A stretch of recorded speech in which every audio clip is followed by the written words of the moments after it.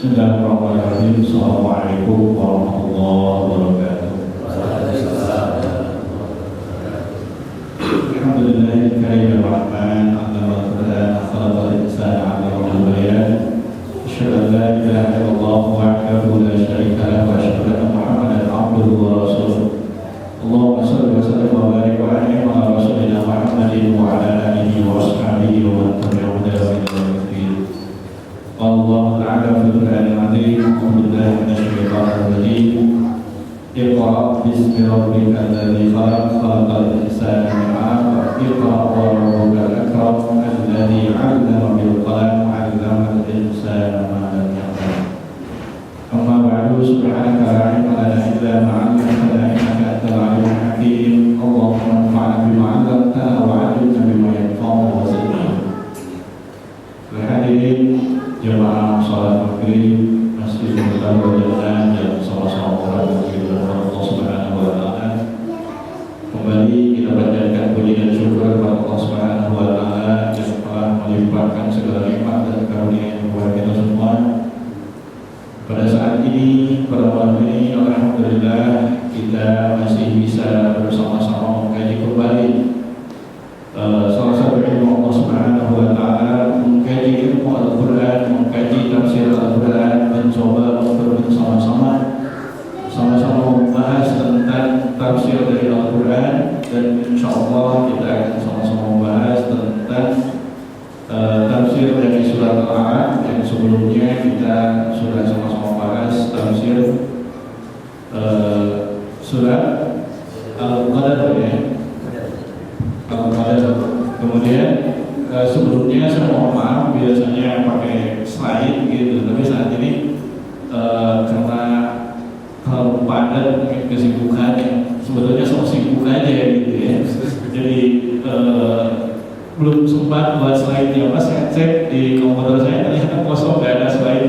Biasanya kan saya cek dulu, oh ternyata ada gitu ya.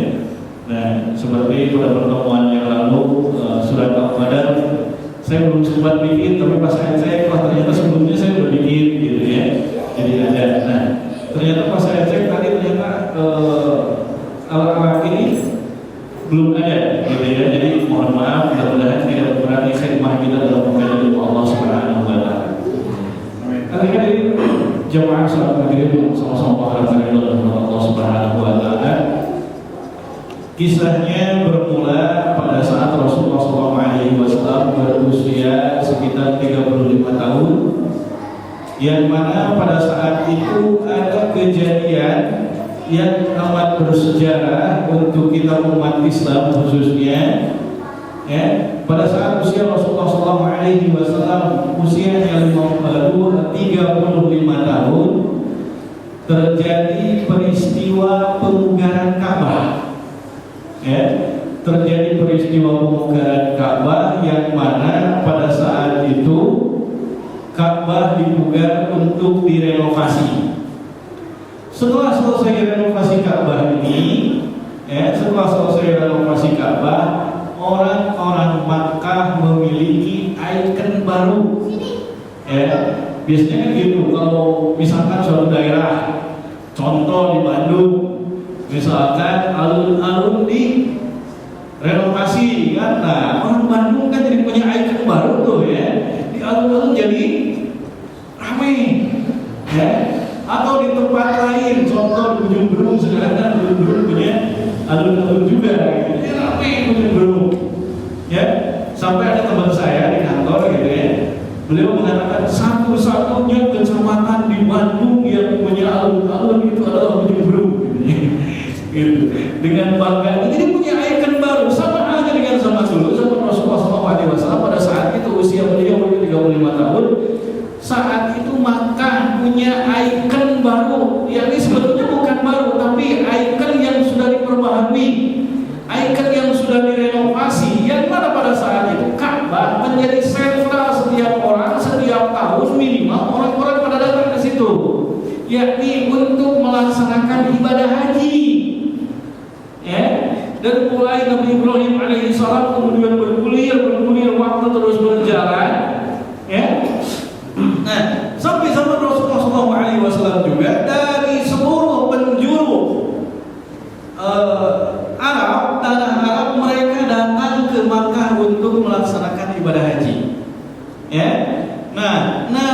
Namun ternyata hajinya orang-orang jahiliyah tentu berbeda dengan hajinya pada saat ini. Lebih banyak berhalanya di sekitar Ka'bah itu. Ya. Kemudian di dalam Ka'bah pun itu ditanam berhala-berhala, kemudian di dindingnya itu digambar-gambar berhala. Ya. Dan kemudian mereka setelah melakukan ritual ibadah haji itu, mereka mabuk-mabukan, perjudian, perzinahan itu udah merajalela. Ya. Setelah renovasi Ka'bah ini, orang Makkah itu lagi puncak-puncaknya kejahiliahan mereka. Ya, puncak-puncaknya kejahiliahan mereka. Perbudakan, perzinahan, perjudian, kemudian konser itu banyak pada saat itu. Tapi tentu konsernya tidak seperti saat ini ya. Nah, tentu berbeda lah, alat musiknya pun berbeda. Kemudian nyanyian pun berbeda. Ya, mereka konsernya itu konser syair. Kemudian istilah nyawer pun ada. Orang yang lagi membaca syair di panggung itu dilempari uang, ya, dilempar uang kemudian ditangkap. Dan nyawernya itu nggak tanggung-tanggung, ya, itu pakai wadah, ya, pakai wadah, kemudian dilempar uangnya kemudian ditangkap. Itu istilahnya kalau zaman sekarang nyawer, ya. Nah, nah, pada saat itu Rasulullah SAW tidak senang dengan keadaan yang ada di Makkah pada saat itu. Ya, dengan segala macam kejahiliahan, mereka menyembah berhala, mereka mabuk-mabukan.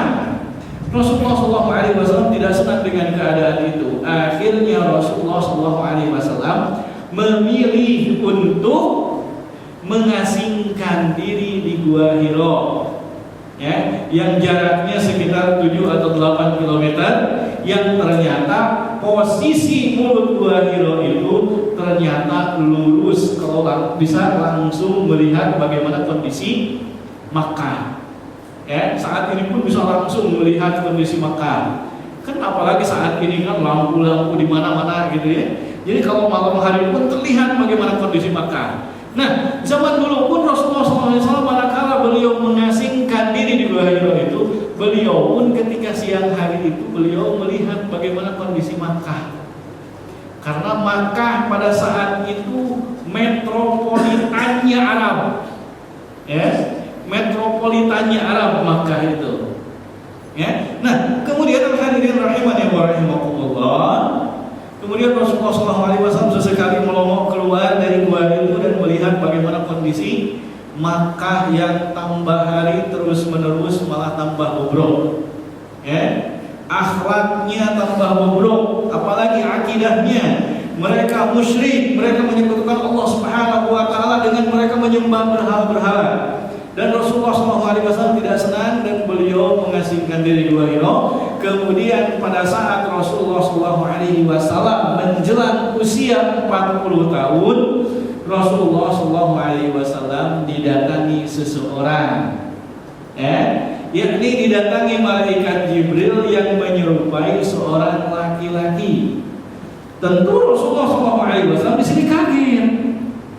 Karena apa? Karena tidak ada yang tahu posisi Rasulullah SAW yang mengasingkan diri di Gua Hiro kecuali keluarganya. Tiba-tiba datang seseorang yang nggak tahu dari mana asalnya dan tidak dikenal. Ya, tentu siapapun takut. Tiba-tiba menyuruh Rasulullah SAW untuk membaca. Kata orang ini yang dikatakan malaikat Jibril, Iqra, bacalah. Kemudian Rasulullah SAW mengatakan, Ma ana biqari, aku tidak dapat membaca. Ya, karena memang Rasulullah SAW itu tersifati dengan sifat ummi, yakni tidak dapat membaca dan tidak dapat menulis. Jadi Rasulullah SAW betul-betul nyata tidak dapat membaca dan tidak dapat menulisnya itu. Di dalam ayat yang lain Allah Subhanahu wa taala berfirman bahwa Rasulullah SAW itu sebelumnya pun tidak pernah membaca dan tidak pernah belajar membaca, tidak pernah menulis dan tidak pernah belajar menulis. Nah, dari sini adalah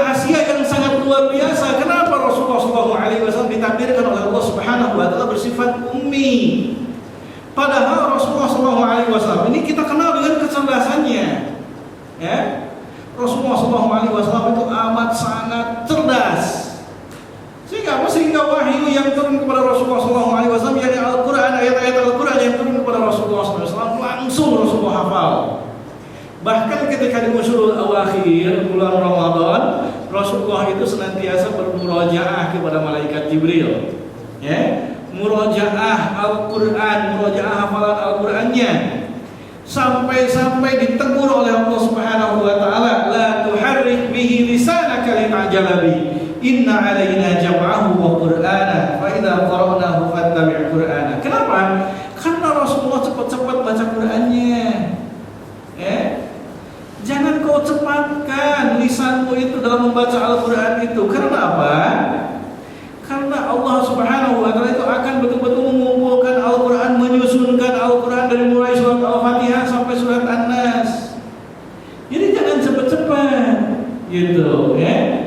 Nah, saking cerdasnya Rasulullah SAW. Tapi Rasulullah SAW ditakdirkan oleh Allah Subhanahu wa taala tersifati dengan sifat ummi, yakni tidak dapat membaca dan tidak dapat menulis. Ini rahasianya adalah untuk meyakinkan kita semua selaku umatnya, khususnya untuk meyakinkan para orang-orang Arab pada saat itu bahwa ayat-ayat Al-Quran yang turun kepada Rasulullah SAW itu betul-betul turun dari Allah Subhanahu wa taala, bukan karangan Rasulullah SAW. Karena apa?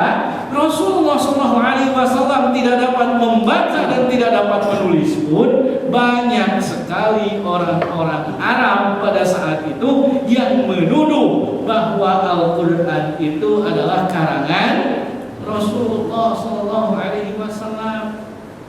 Menuduh bahwa Al-Quran itu adalah syair-syair yang dibuat oleh Rasulullah SAW.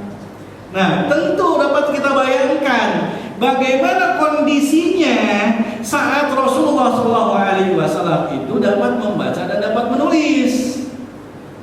Ya, tentu orang-orang kafir Quraisy ini, tentu orang-orang Arab ini akan lebih-lebih lagi menuduh Rasulullah SAW bahwa Al-Quran itu karangan Rasulullah. Toh Rasulullah SAW tersifat dengan sifat ummi pun, ya, orang-orang Arab pada saat itu, yakni orang-orang kafir Quraisy pada saat itu menuduh bahwa Al-Quran itu karangan Rasulullah. Apatah lagi kalau Rasul dapat membaca dan dapat menulis. Ini tujuannya, ini rahasia yang sangat luar biasa dari Allah Subhanahu wa taala. Kenapa Rasulullah SAW ini tersifati dengan sifat ummi? Karena ingin membuktikan bahwa Al-Quran itu betul-betul turun dari Allah Subhanahu wa taala, bukan sama sekali bukan karangan Rasulullah SAW. Nah, kemudian Rasulullah SAW ketakutan, ya, karena Rasulullah takut gitu ya. Tiba-tiba datang orang, kemudian tiba-tiba nyuruh baca, padahal Rasulullah SAW tidak dapat membaca. Akhirnya Rasulullah sampai menggigil ketakutan, ya, sambil mengatakan ma'ana biqori, aku tidak dapat membaca. Nah, makna lain para ulama mengatakan maksud ma'ana biqori itu adalah apa yang harus dibaca, gitu ya. Namun ini sebagian pendapat ini ma'ana biqori ini justru yang paling kuat itu adalah aku tidak dapat membaca, ya, maknanya. Kemudian hadirin rahimani wa rahimakumullah, kemudian Rasulullah SAW menggigil ketakutan. Akhirnya oleh malaikat Jibril Rasulullah SAW itu dipeluk, ya. Bahkan meluknya itu sampai erat, ya. Bahkan Rasulullah SAW sampai tersesat karena kencangnya Rasulullah SAW dipeluk gitu, ya. Nah, ini menjadi satu konsep yang diajarkan oleh malaikat Jibril untuk menenangkan siapapun. Ya, misalkan dalam keluarga, ya, anak marah-marah, udah peluk aja. Anak ketakutan, peluk aja. Ya, gak usah banyak bicara, dipeluk aja udah otomatis nantinya jadi tenang. Misalkan bapak-bapak istrinya marah-marah, gak usah banyak bicara, peluk aja. Ya, peluk dengan erat, karena Rasul pun dipeluknya dengan erat. insya Allah itu tidak akan lama menenangkan istri.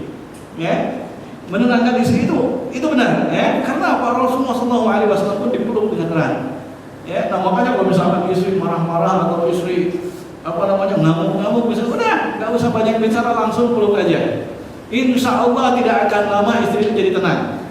Kalau ternyata masih gak tenang, ya udah dipeluk nih lama, udah 10 menitan nih gak tenang-tenang, terus itu masih marah-marah gitu. Langsung bisikin aja di telinganya, kita shopping yuk gitu. Wah, itu insya Allah langsung tenang.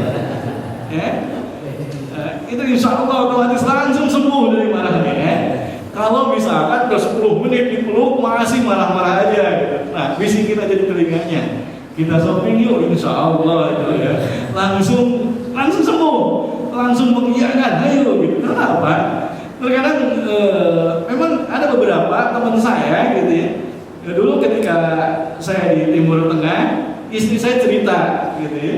Istri saya cerita, temennya itu kalaupun lagi sakit, misalkan sakit kepala atau tiba-tiba moodnya jadi berkurang gitu, jadi malas ngapa-ngapain, itu kalau diajak shopping jadi langsung sembuh. Makanya akhirnya jadi kata kunci suaminya. Kalau misalkan tiba-tiba moodnya turun, ya, atau misalkan tiba-tiba aduh sakit, langsung aja diajak shopping, langsung sembuh itu. Ternyata obatnya bukan paracetamol, bukan apa-apa, ternyata shopping gitu ya, obatnya itu yang paling manjur untuk perempuan itu ya. Kemudian ketika Rasulullah SAW mulai tenang, malaikat Jibril menyuruh kembali Rasulullah SAW untuk membaca Iqra, bacalah. Rasulullah ketakutan lagi, menggigil lagi, ya, sambil mengatakan mana biqari, aku tidak dapat membaca. Ya. Nah kemudian dipeluk lagi oleh malaikat Jibril, ya. Tenang lagi, disuruh lagi oleh malaikat Jibril, Iqra, bacalah. Ya. Kemudian menggigil lagi. Yang ketiga kalinya, keempat kalinya malaikat Jibril menyampaikan firman Allah Subhanahu wa taala, Iqra bismi rabbikal ladzi khalaq, khalaqal insana min 'alaq, Iqra wa rabbukal akram, alladzi 'allama bil qalam, 'allamal insana ma lam ya'lam. 5 ayat pertama yang turun kepada Rasulullah SAW yang Allah Subhanahu wa taala turunkan pada malam Al-Qadar, sebagaimana yang Allah Subhanahu wa taala firmankan, inna anzalnahu fi lailatul qadar, yang sudah sama-sama kita bahas ya, tentang makna inna anzalnahu fi lailatul qadar.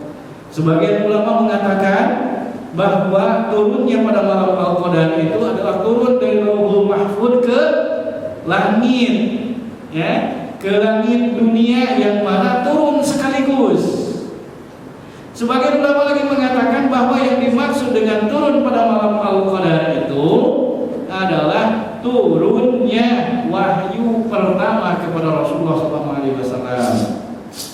Kemudian pendapat yang ketiga mengatakan bahwa digabungkan makna yang pertama dan makna yang kedua. Turunnya secara menyeluruh dari Lauhul Mahfuz ke langit itu pada malam Al-Qadar, dan begitu juga turunnya kepada Rasulullah SAW ayat pertama itu pada malam Al-Qadar yang jatuh pada bulan Ramadan, sebagaimana yang Allah Subhanahu wa taala firmankan, syahrul Ramadan alladzi unzila fihi Al-Qur'an. Bulan Ramadan itu adalah bulan yang mana diturunkannya Al-Qur'an kepada Rasulullah SAW. Al-hadirin wal hadirat rahimani wa rahimakumullah. Kita bisa analisa, kita bisa sama-sama pelajari makna dari Iqra bismi rabbikal ladzi khalaq. Bacalah dengan menyebut nama Tuhanmu. Ada ayat di dalam ayat ini makna yang sangat unik bagi kita semua, makna mukjizat yang sangat luar biasa dari mukjizat bahasa Al-Qur'an yang sangat luar biasa yang Allah Subhanahu wa taala turunkan kepada Rasulullah SAW. Di ayat pertama yang turun kepada Rasulullah SAW, Allah Subhanahu wa taala berfirman, "Iqra bismi rabbikal ladzi khalaq." Bacalah dengan menyebut nama Tuhanmu. Biasanya kalau kita membaca identiknya dengan apa? Ya? Identiknya dengan apa kalau kita membaca? Manakala kita membaca maka identiknya dengan tulisan, betul tidak? Ya?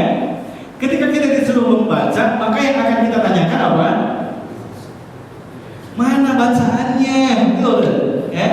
Nah, di sini luar biasa. Jadi dalam ayat pertama pun Allah Subhanahu wa taala memerintahkan untuk membaca kepada Rasulullah SAW, "Iqra", bacalah. Nah, maf'ulnya atau objeknya mana di sini? Objek bacaannya apa kira-kira? Disebutkan tidak? Ada, coba kita telah dari ayat pertama, "Iqra bismi rabbikal ladzi khalaq." Bacalah dengan menyebut nama Tuhanmu. Ada objeknya? Objek bacaannya ketemu nggak? Tidak ada. Oke, berarti di ayat kedua kita coba. Khalaqal insana min 'alaq, yang menciptakan manusia dari alaq, yakni segumpal darah. Alaq itu adalah diambil dari kata alaqah, yang nempel, yang nyantol. Bentuknya seperti lintah janin itu. Karena lintah kalau udah nempel itu kan sulit. Ya? Pernah bekam lintah? Ada yang pernah bekam lintah? Saya pernah bekam lintah di bibir, di lidah, kemudian di sini. Itu lintah kalau belum penuh itu sulit untuk copotnya. Gak copot-copot.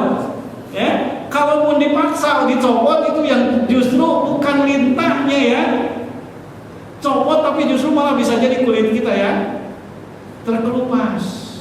Ya. Nah, begitu juga alaqah ya, yang nempel di dalam janin seorang ibu itu nempelnya seperti lintah, makanya disebut alaqah.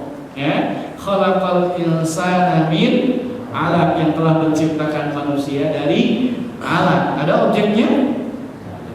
Gak ada juga ya.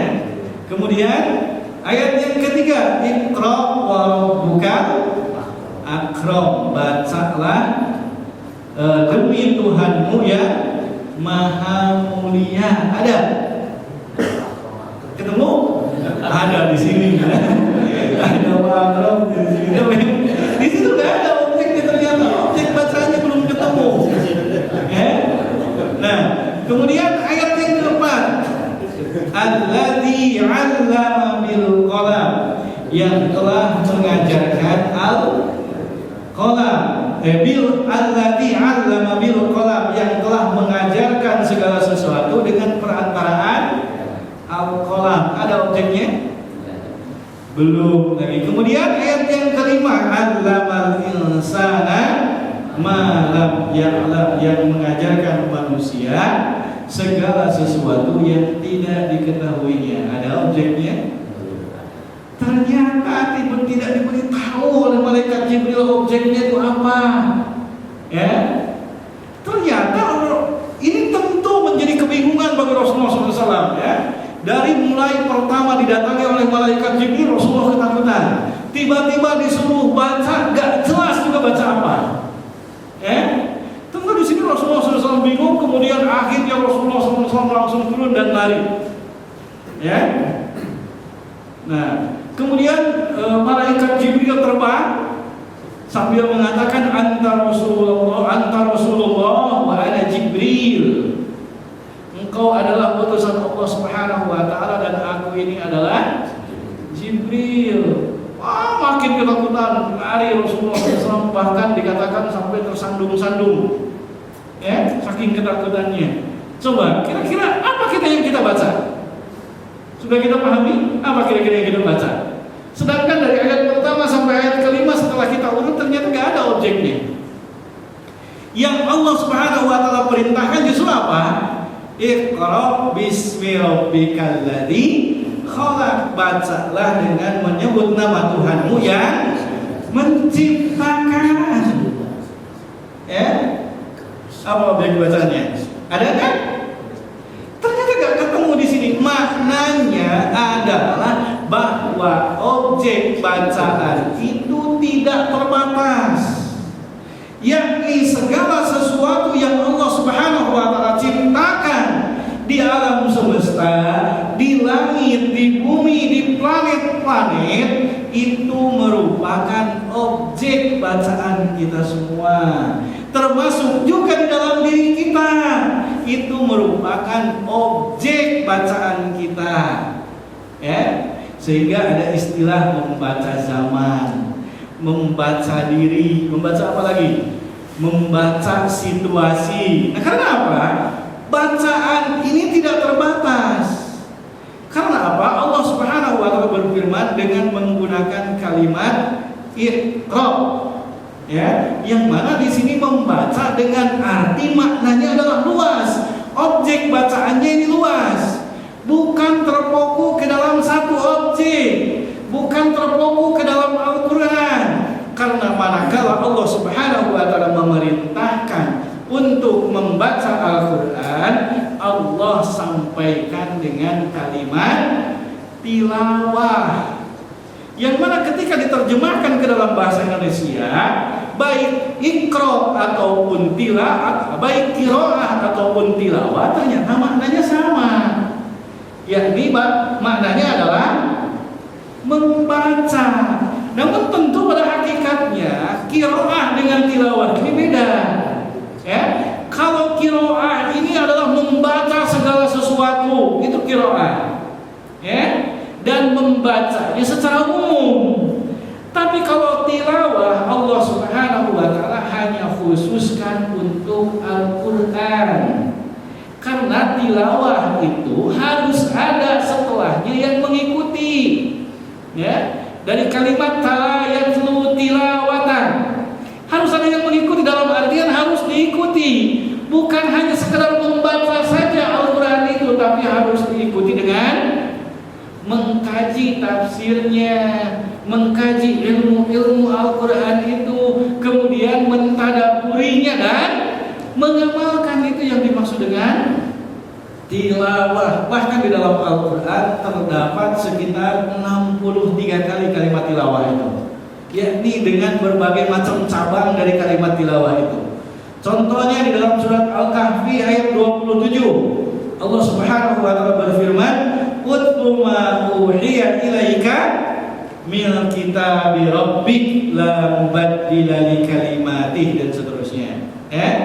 Nah, utlu ma uhiya ilaika min kitabi rabbik, bacalah apa yang telah diwahyukan kepadamu dari kitab Tuhanmu, yakni Al-Quran. Di dalam ayat yang lain Allah berfirman, "Utlu ma uhiya ilaika minal kitab," bacalah apa-apa yang telah Allah Subhanahu wa taala wahyukan kepadamu dari Alkitab. Itu Allah Subhanahu wa taala mengkhususkan untuk kalimat Al-Quran ini dengan kalimat tilawah. Ya. Kemudian di dalam ayat yang lain disebutkan,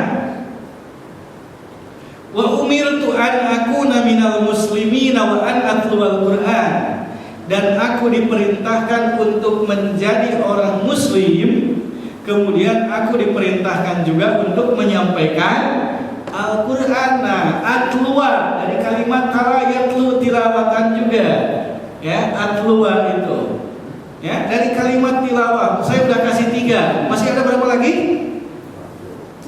Masih ada berapa lagi?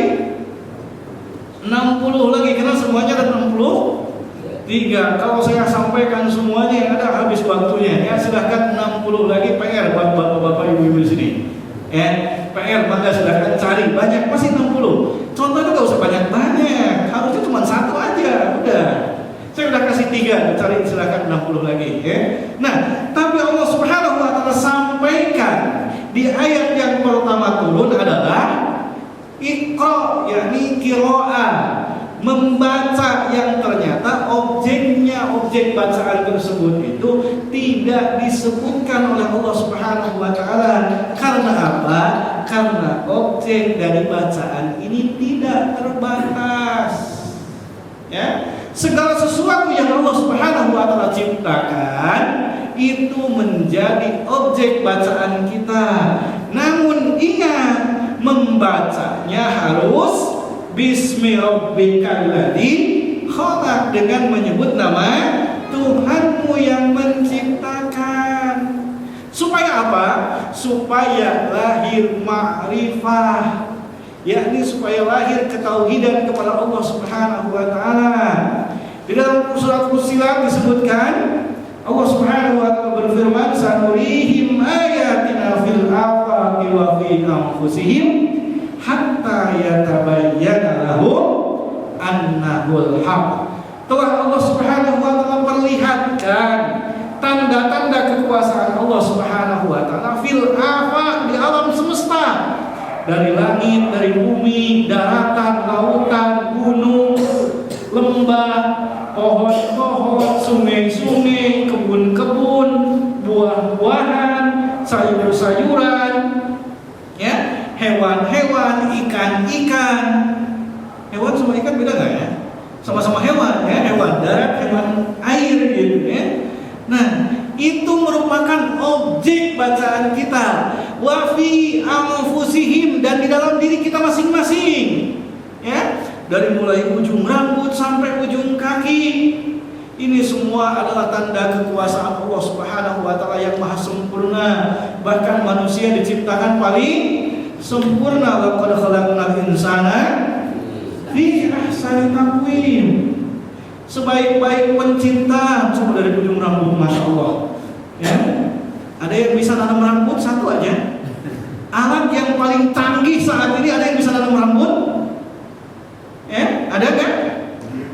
Coba maha kuasa Allah Subhanahu wa taala yang menumbuhkan rambut tanpa kita harus memesannya. Ya, masya Allah, yang kita tidak ketahui, coba tumbuhnya rambut dengan pelan-pelan. Coba kalau misalkan 1 jam 1 cm, kebayangkan bisa-bisa sepanjang jalan itu tukang cukur semua. Tapi Allah Subhanahu wa taala atur, ya, sedikit panjangnya itu, sehingga paling banter kita biasanya potong rambut itu berapa bulan sekali? 9 sekali. Paling 9 sekali. Kenapa? Maha kuasa Allah Subhanahu wa taala yang menumbuhkan rambut. Begitu juga Allah Subhanahu wa taala menumbuhkan alis yang tidak panjang-panjang. Yang tidak panjang, yang tidak bertambah dan tidak berkurang. Ya, apa istilahnya? Tetap gitu ya, segini. Kemudian Allah Subhanahu wa taala menciptakan bulu mata yang melindungi mata. Alis pun melindungi mata. Coba, masya Allah, ya. Kemudian begitu juga Allah Subhanahu wa taala menciptakan mata yang begitu sempurna. Ya, teknologi canggih saat ini ada yang bisa membuat mata? Gak ada pun yang bisa memindahkan mata, kan mengganti mata, tapi Allah Ta'ala itu juga banyak yang gagal ternyata, ya. Nah, hadirin hadirat rahimani wa rahimakumullah, ini luar biasanya Allah Subhanahu wa taala menciptakan kita semua. Sehingga apa? Manakala kita mentadaburi diri kita sendiri, manakala kita mentadaburi mentadaburi makhluk Allah Subhanahu wa taala yang Allah Subhanahu wa taala ciptakan di langit dan di bumi, maka manakala kita betul-betul mentadaburinya dengan menyertakan Allah Subhanahu wa taala, akan lahir ketauhidan kepada Allah Subhanahu wa taala. Ini makanya Allah Subhanahu wa taala memerintahkan kepada kita semua membacanya harus menyertakan Allah Subhanahu wa taala. Tentu kita dulu ketika sekolah, bahkan dari mulai SD, ketika SD ada pelajaran ilmu pengetahuan alam, betul tidak? Kalau tidak salah dari mulai kelas 3 ini sudah ada ilmu pengetahuan alam. Kita mempelajari apa saja? Ya, anatomi tubuh, anatomi hewan. Bahkan dulu saya ketika kelas 2 SMP, ketika kelas 2 sanawiyah, itu ada praktek bedah ikan, praktek bedah ayam. Meneliti apa? Meneliti organ tubuhnya. Tapi gak ada praktek membedah manusia, gak ada. Ya. Nah, itu untuk apa kira-kira? Supaya mengetahui dalamnya, ya. Kan ada itu apa namanya? ada tengkorak gitu kan, di laboratorium ada tengkorak, kemudian ada juga yang anggota badan gitu, ada hati, ada jantung, usus, lambung dan yang lain sebagainya, itu untuk praktek. Hasilnya apa kira-kira? Hasilnya apa? Menghasilkan apa kira-kira? Dari hasil kita belajar dulu, ada hasilnya? Ada. Paling cuma untuk mengejar nilai, betul kan? Ya. Selain itu tidak ada. Kenapa? Karena tidak menyertakan Allah saat kita belajar. Ya. Kemudian kita belajar juga di dalam ilmu pengetahuan alam itu ketika SMP, SMA itu kan jadi bertingkat. Ada yang disebut dengan fisika. Bahkan ketika SMA itu ada yang disebut dengan kimia, ada yang disebut dengan biologi, ada juga geografi. Mempelajari apa? Mempelajari gunung, mempelajari laut, mempelajari daratan, mempelajari segala macam. Ya, hasilnya apa kira-kira? Paling banter cuma nilai. Nah, padahal justru manakala kita membaca atau mempelajari segala sesuatu yang Allah Subhanahu wa taala ciptakan, maka manakala kita menyertakan Allah Subhanahu wa taala dalam setiap bacaan kita, maka akan lahir ketauhidan kepada Allah Subhanahu wa taala. Sehingga apa? Di dalam surah Fussilat Allah Subhanahu wa taala berfirman, "Sanurihim ayatina fil afaqi wa fi anfusihim hatta yatabayyana lahum annahul haq." Ya, supaya apa?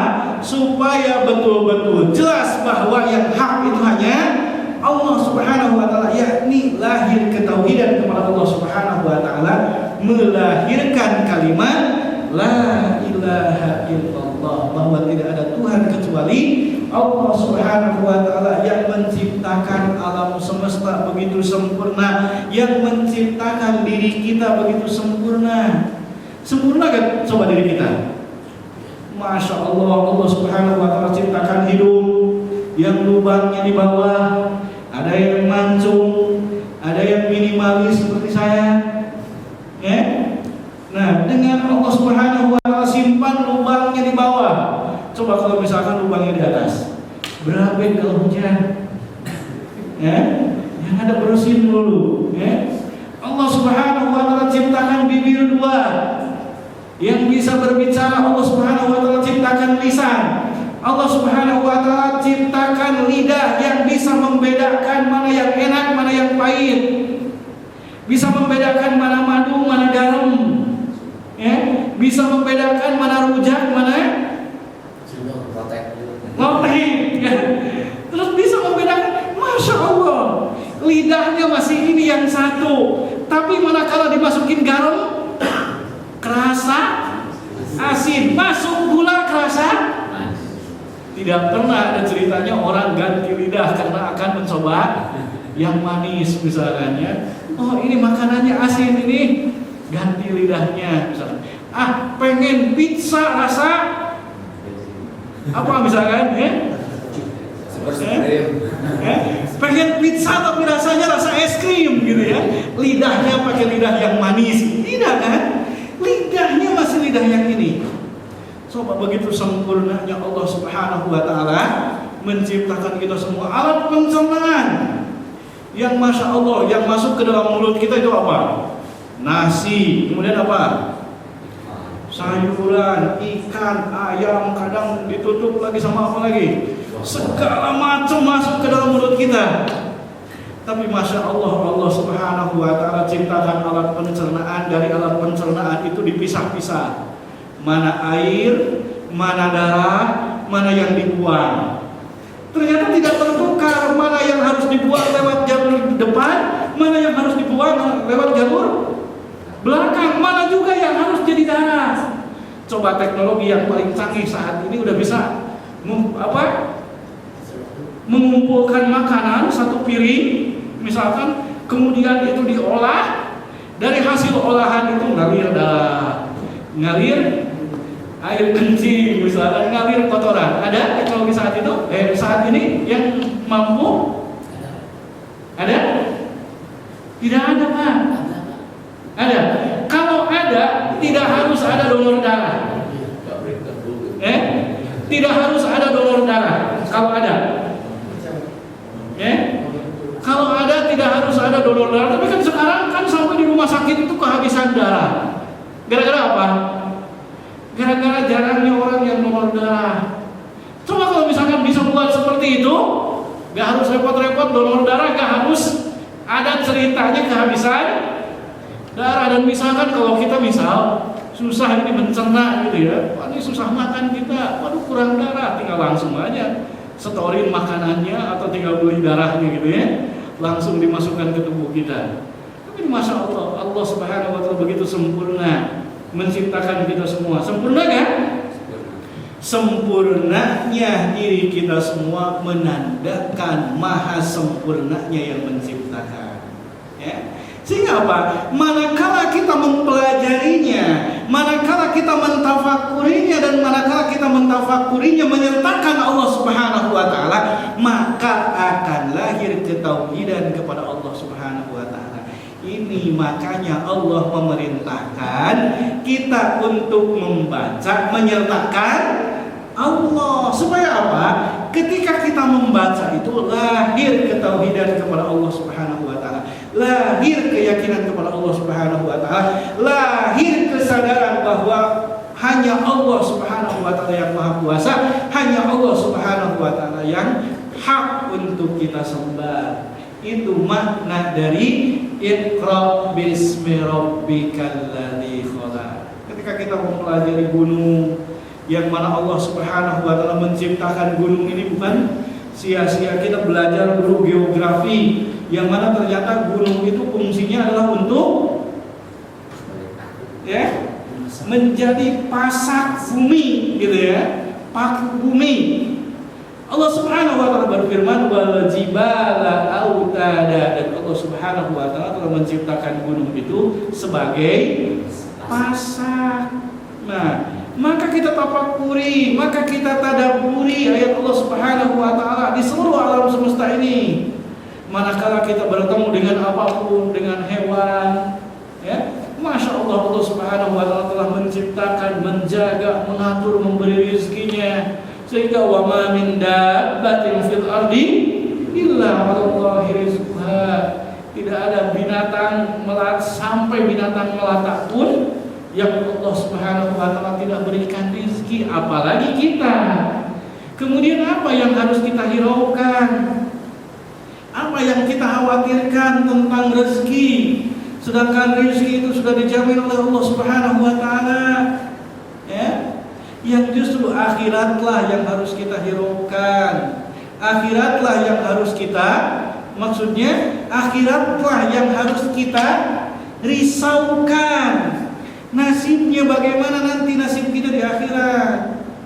Kalau masalah dunia, Allah Subhanahu Wa Taala sudah atur, sudah janjikan, Allah Subhanahu Wa Taala sudah jamin.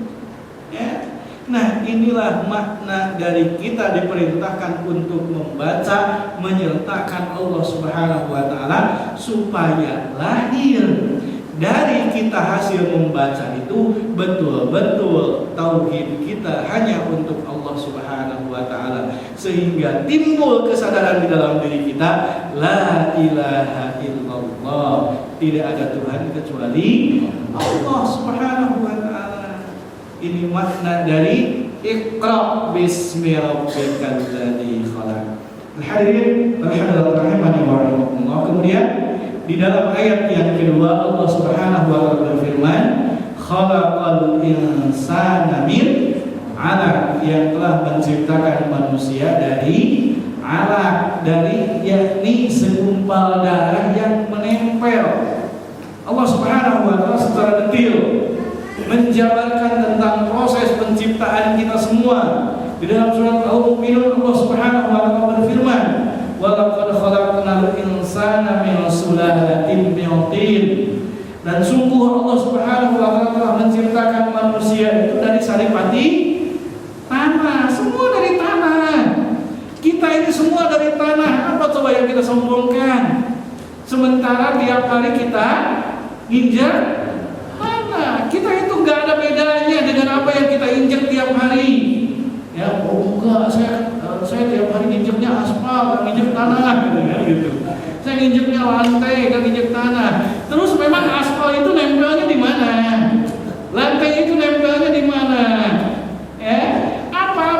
kita injak tiap hari itu sama dengan diri kita semua. Kita semua itu tercipta dari tanah, sehingga tidak patut kita sombongkan. Apa yang kita sombongkan sementara kita itu dari tanah dan akan dikembalikan ke tanah.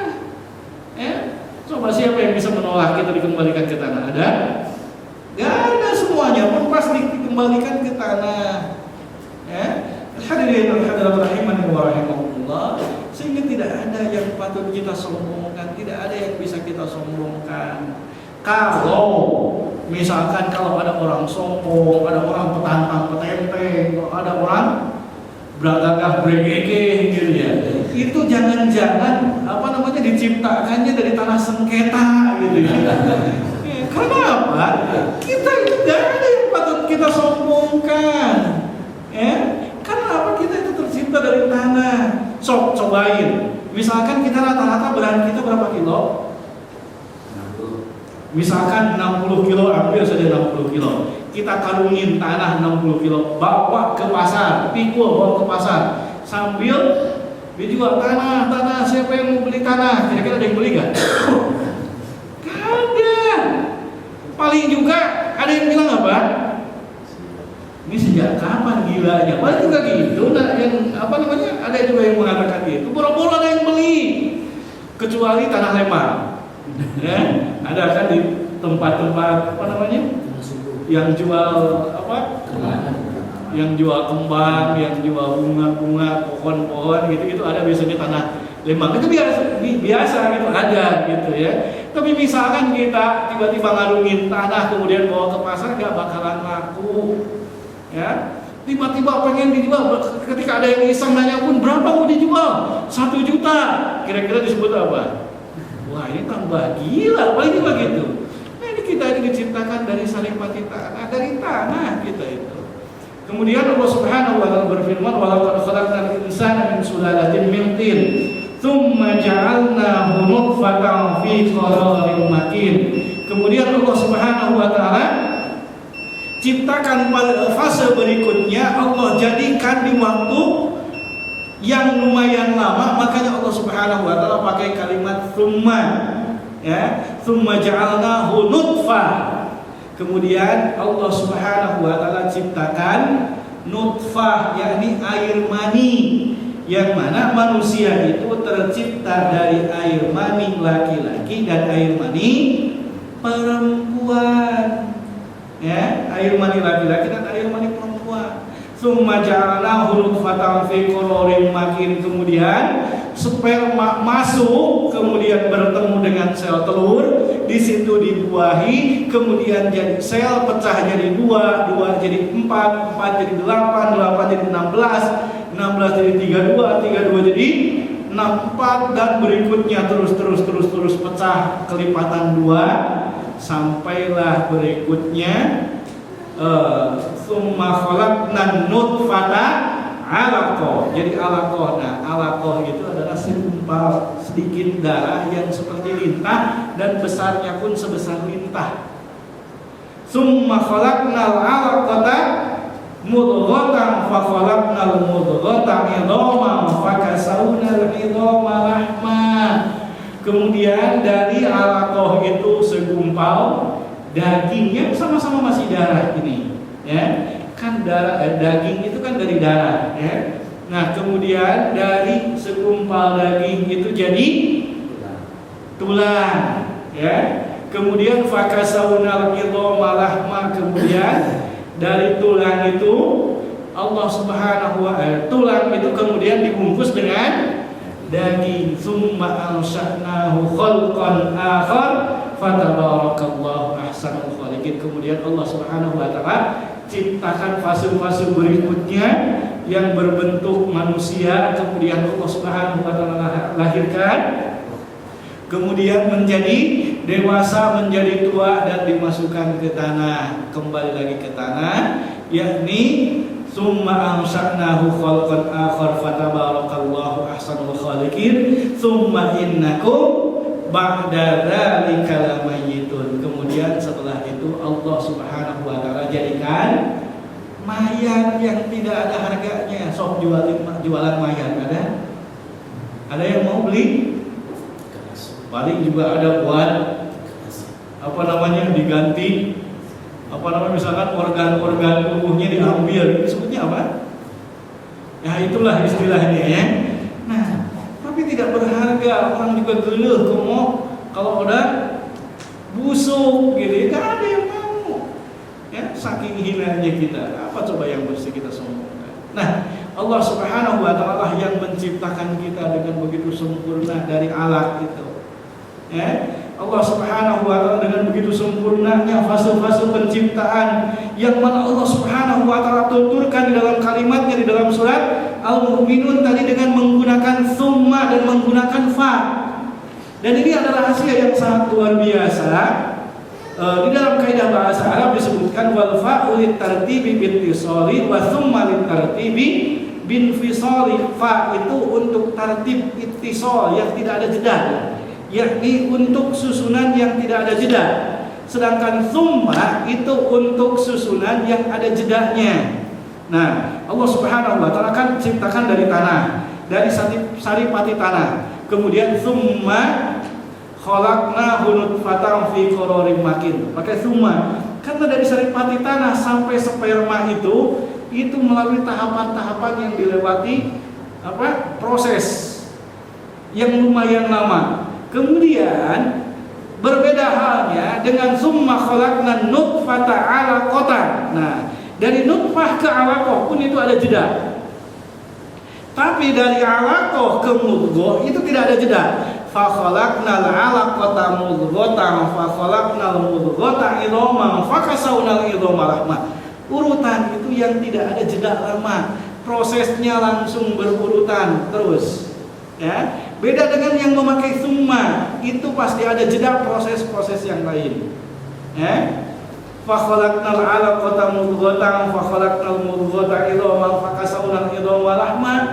Sesudah dibungkus tulang itu dengan daging baru summa ansha'nahu khalqan akhar. Baru pakai summa lagi yang mana di situ ada proses-proses yang lumayan panjang terpotong dengan proses-proses jeda berikutnya. Ini rahasia Allah Subhanahu wa taala yang sangat luar biasa. Dari mukjizat Al-Qur'an ayat per ayatnya, kalimat per kalimatnya, bahkan huruf per hurufnya memiliki rahasia yang sangat luar biasa di dalam Al-Qur'an ini. Itu saja mungkin yang bisa saya sampaikan pada kali ini. Mudah-mudahan ada manfaatnya khusus